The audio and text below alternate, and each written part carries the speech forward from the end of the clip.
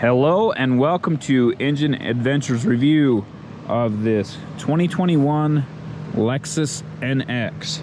This is the hybrid version and it shares kind of a platform with the RAV4. It's a similar drivetrain to the RAV4 hybrid and really nice vehicle overall. You can see the blue badging there for the hybrid. On road, it's very quiet and composed.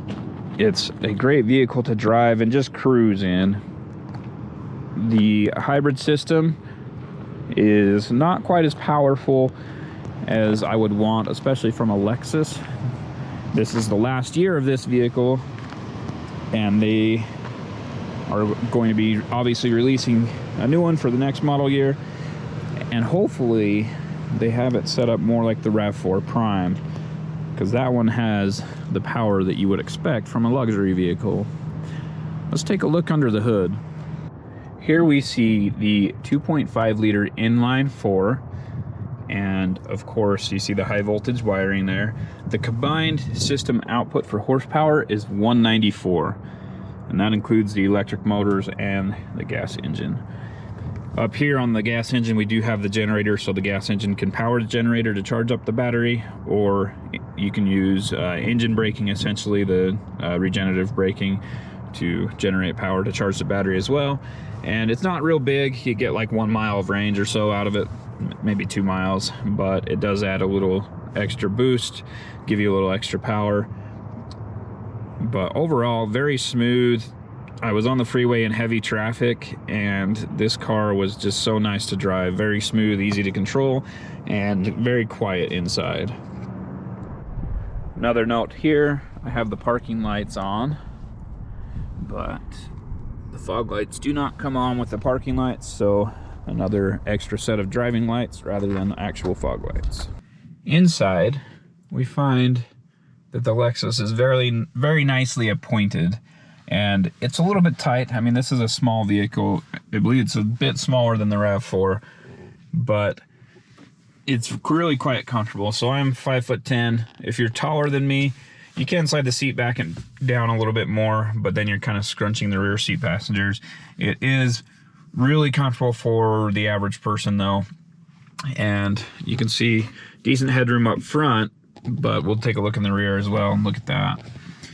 It does have the surround view camera system. That's the heated steering wheel, auto high beams, blind spot monitoring, and lift the rear hatch. So if we hit that, it does this little see through the vehicle view, I don't know what to call it, and then it will back out and give you the surround view. And then whenever you put it into gear, you get the rear view and surround view, and the same thing going forward. You can bring that up and get the front view. And then it also has the auto feature, which I forgot. This is not a touch screen, so you use the touchpad here to turn those features on. So that's the auto feature is now on, and you can change what the lines look like and change the camera view overall. Anyway, it's a pretty good camera system. It's a little bit small and a little bit far away, so when it brings it up and it's a split screen, that's hard to really see well from the driver's seat. Of course, you have these angles and it's easy to see those. Here is the drive mode selector, and you have Eco, Normal, and Sport. And then there is an EV mode, and I find most of the time I can't use it because you have to have the battery charged enough for you to be able to use it. And then there is the traction control, and as far as I can tell, you push it once for traction control off, and then you push it and hold it, and it just does traction control off. So there is no, oh, there it goes, there it goes. So traction control and electronic stability control or vehicle stability control turned off. So, and the pre-collision braking. First time I tried that, it didn't work. Glad it's working now. Maybe you have to be at a stop for that to work, because I was driving 5 miles an hour-ish when I did it before. And then push the button one more time, it turns all that back on. Here's the touchpad, a couple little buttons there.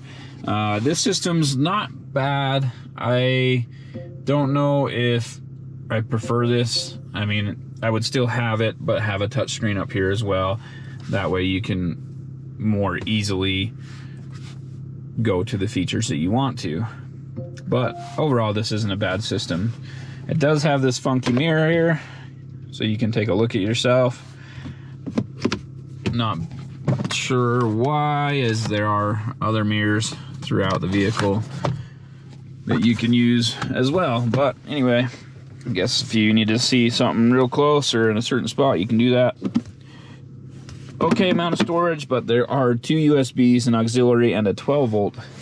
So plenty of charging options and audio options for listening to the radio. It does have heated and cooled seats, 2-zone climate control. I like the layout overall. It's kind of a tight feeling a little bit, how all of the center console comes down, but it is really comfortable, drives really nicely. It's a CVT, but it does have the paddle shifters, and it doesn't pretend to shift. So that's one thing I really like about Toyota CVT, is it's just a CVT and it drives like a CVT. It's not pretending to be a regular automatic transmission with gears that it shifts through. In the back seat, just those 2 vents there. There's nothing up top. I really do like the vents up here, but for 2 rows, this is probably okay for most people. When you have a car seat that's facing the rear, these vents don't really cool off the child very well in the car seat, whereas the vents up top would. You can see legroom there. I can't get, what, 3 inches there, maybe 2 inches. So if you're a bit taller than me, that's gonna be tight, but not too bad overall. And it's got the map pockets, water storage there. It does have the center armrest with cup holders. And then, of course, the dome light there. So really not much going on back here. Really nice leather, comfortable seats. A great vehicle overall. Like I said, it's super quiet inside when you're on the road. It drives so nice, but it's kind of on the small end, which I've had a lot of these vehicles lately. This is, I believe, the last one of these small vehicles that I'll be getting for a while, which I've quite enjoyed getting all of them at once. So I've had a good time to compare everything from the Mercedes GLA 250 to the Infiniti QX55 and the Nissan Kicks. Like, I've had a full spectrum of these small vehicles, and so I get a good feel of how they compare to each other. Let's check out the cargo area. This one does have the cargo cover. That's really easy to take out if it's in your way. First aid kit there, but basically just a flat load floor and a 12 volt outlet. A couple of tie downs up high and down low, and grocery hook there. And then underneath here, and this is a little bit of a pain to do with the load floor in there, but, or the cargo mat in there, but you have the, there we go, spare tire and the jack back there. And I was gonna do a video, I'll probably do it on a different vehicle, of how to change a flat tire, but I was not given the lug nut key on this one, so we'll have to do that with a different vehicle. Hopefully I don't get a flat while I'm out testing. Yeah, basic cargo area. I do like this rubberized floor mat, and not a ton of room. You can fold the seats down for a flat load floor, but you have to do that from here. Just pull that lever. So it's not perfectly flat. This angles up a little bit, but it is there. Easy enough to use, and the seats recline, so if you want in the rear seat to be able to recline, you can do that. This one does have these cargo racks, and again, I was not given the extra keys, just like I wasn't given the lug nut key. But you pop this cover off, and then there's a little dial on there you can spin to undo it. And it looks like there are only a few positions. If you can see right here, you see that hole? I think there's only a couple positions where you can actually adjust it instead of being able to adjust it the full length of the rail. Do a 0 to 60 run here, and 3, 2, 1, go.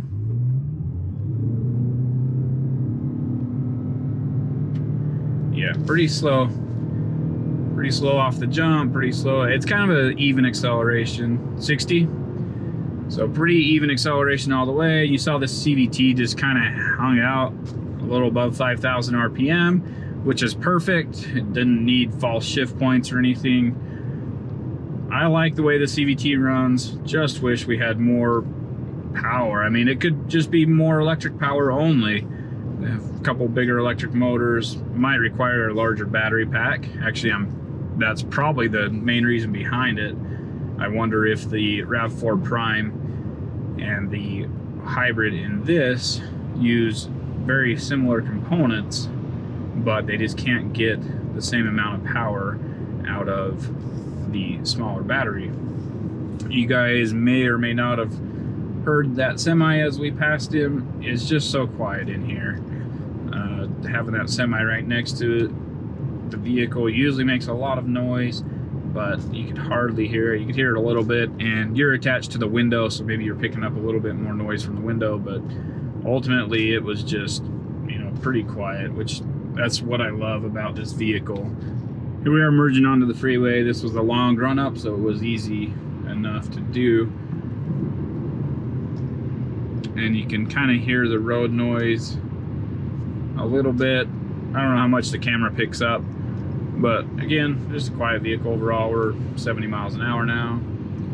The CVT, the throttle pedal is kind of weird. So it has a lot of travel to it, and the first like 3/4 of it you don't get a lot of power out of, and then the last quarter is where most of your power sits, and you've kind of got to modulate it in that last quarter. I imagine this is to improve fuel economy. If you're running through, you know, 3/4 of the range of the pedal and not really getting much response, then you're not going to be using as much fuel as if you were super sensitive on the throttle. And then that last quarter is where all the power is. But the problem for me is this setup is not quite powerful enough, so I'm often in that last quarter range. Even just getting into it a little bit, it's kind of a big jump for moving the throttle just a little bit to get that little bit of extra power you need. I don't know if the goal of Lexus was to try and make it so you just ultimately stay in that range where you're not burning as much fuel, but for me, it's just a little too much. They should make the throttle more linear all the way through it. Let's go ahead and get into the S-curves. And it looks like we're clear. We are in sport mode now.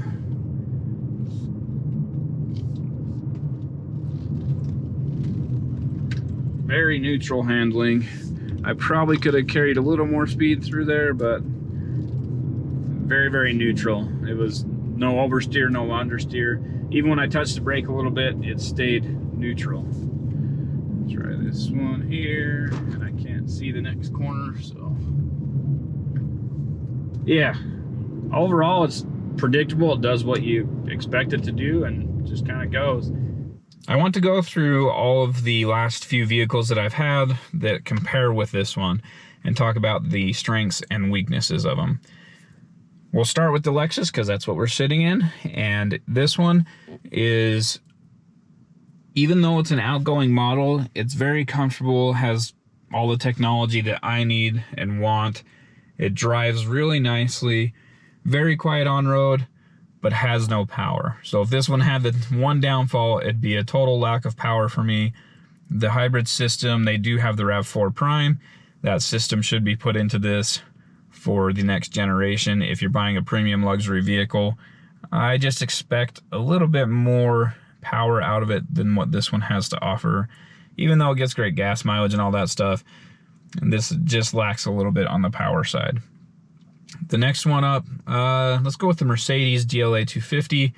It was very fast for its size and the power it had. It just had a little 4-cylinder turbo, and it did really well. It's didn't isolate you from the road as well as this one, which I would give, this one is definitely the best of all these small vehicles that I've tested recently for isolating you from the road and just being an excellent highway cruiser. And the Mercedes, the front end, you'd hit those bumps or whatever and it would feel like a, you know, an older front wheel drive vehicle, which really just translate those bumps through the vehicle kind of with a hard hit. There are a lot of front wheel drive vehicles that do that, but Lexus seems to be doing a good job of separating those bumps from the vehicle. The technology in the Mercedes was also very nice. It came with the steering wheel touch screens and all that stuff. It was a very, very nice vehicle as far as the technology goes, and I would probably give it the top rating for the infotainment screens on that Mercedes. Next up, let's do the Infiniti QX55. That one had the trick engine, the 2-liter variable compression turbocharged inline-4, and it was quick. I think the Mercedes was probably a little quicker, but the Infiniti was still pretty quick. That engine's really complex and not proven yet, but should have good reliability. We'll have to wait and find out about that. And overall, the Infiniti was a good vehicle, but the price was just so much higher. So I believe the Mercedes was like 40-something thousand and the Infiniti was 60,000, 62,000. So almost 20 grand more, and it just didn't bring that much more to the party.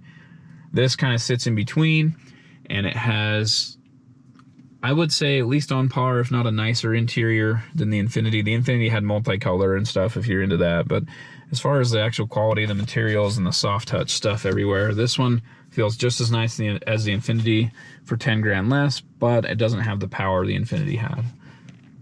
The final one is the Nissan Kicks, and that's very much the budget vehicle here, and it is very, very safety oriented, which I quite liked. So that's a budget vehicle, but you get all of the safety features.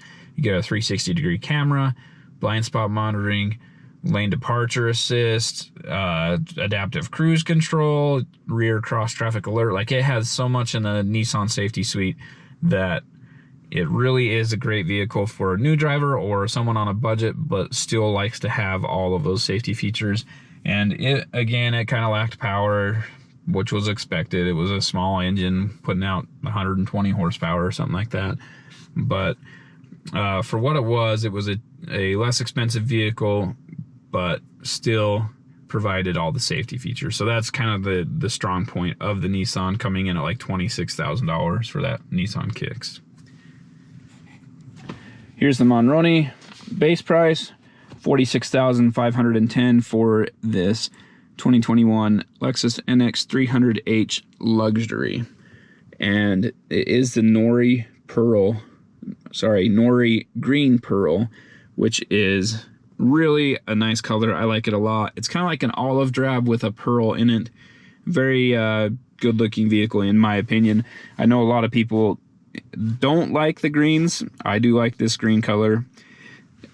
It is made in Japan. Had some people talking that they would be interested in that. So it is a Japanese vehicle that's brought over here. There's the EPA estimates, and I've been getting about that actually, 31, 32 miles per gallon average. So kind of on par there. Comes standard with this one being the luxury version, comes standard with all the features basically. And this one has the panoramic view camera is an extra 800. The LED beam headlights, triple beam LEDs, are 1500, and they're adaptive, so when you turn right, the headlights kind of point to the right, turn left, they point to the left.